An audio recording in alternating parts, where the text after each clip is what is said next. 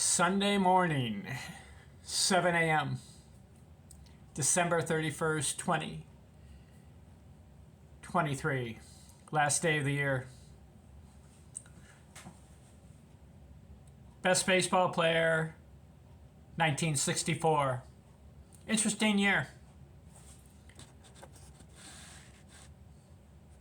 Two guys tied. Dick Allen, Tony Oliva. Oliva's in the Hall of Fame. Dick Allen's not. Dick Allen had the potential, but his career fell short toward his later years. He was on pace. Tony Oliva, he was solid. Both of them won two categories in 1964. Now, I know it's not that many, but that's my criteria for determining best baseball player. I've got 13 offensive categories. Whoever wins for that year the most. And if you tie, then you both get it. Dick Allen had the most triples, 13, and he had the most runs scored, 125. Okay.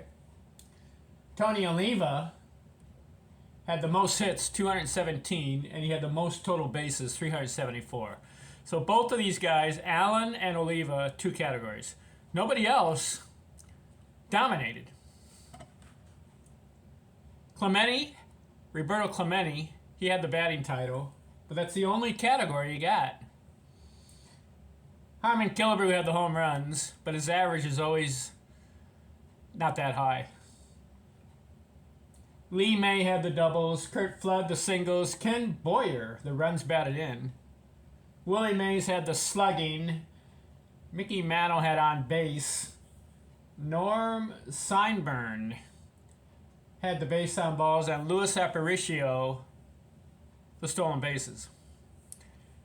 So I'm going to go with the two guys that had two categories each. Let's look at their year.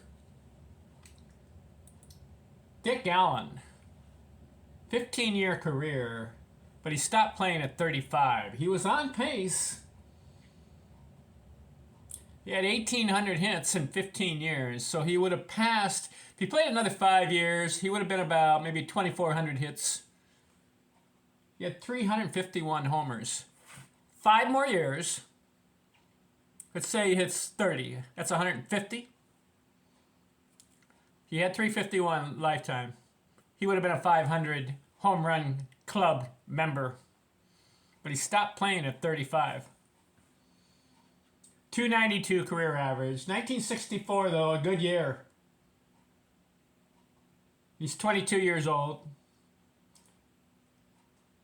632 at-bats, 125 runs scored, 201 hits. He's 22 and he gets 200 hits. 29 homers, 91 RBIs, bats 318. 352 total bases. Good year.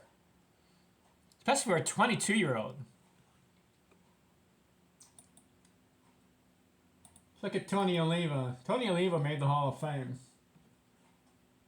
It was a later vote, but 1964, he's 25 years old.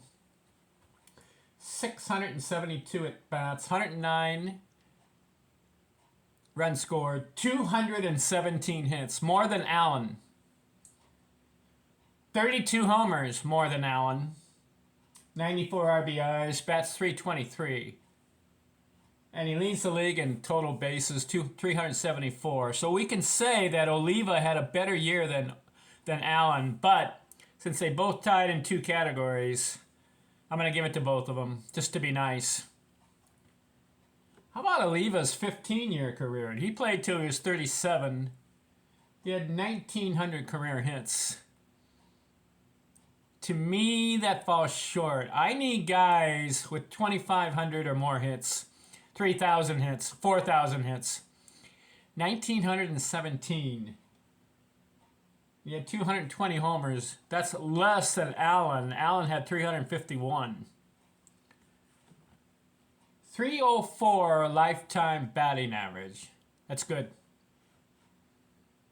He had two 200 hit seasons. He had a high of 357 one year. No, actually, his high was 369. Let's see. The high for Tony Oliva was a 337 one year. As far as Hall of Fame stats and credentials, Oliva doesn't have it. Sorry. 1,900 hits. He does have the 304 career batting average. I like that. But just 220 homers and 947 RBIs. There are other guys that had like 2,700 hits, didn't make the Hall, and they batted over 300 for their career. You had Oliva, 1,900 hits, 304 career, 220 homers. To me, that's not Hall of Fame numbers. Sorry. But he made it in. They got voted in. Tony Oliva. Is he a Hall of Famer to you? How about Dick Allen? Is he a Hall of Famer? Debatable.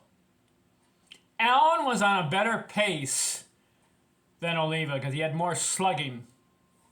And he looks like he would have had more hits. Anyways, that covers 1964. Tony Oliva, Dick Allen, best baseball player for the year. 1965, guess who's back?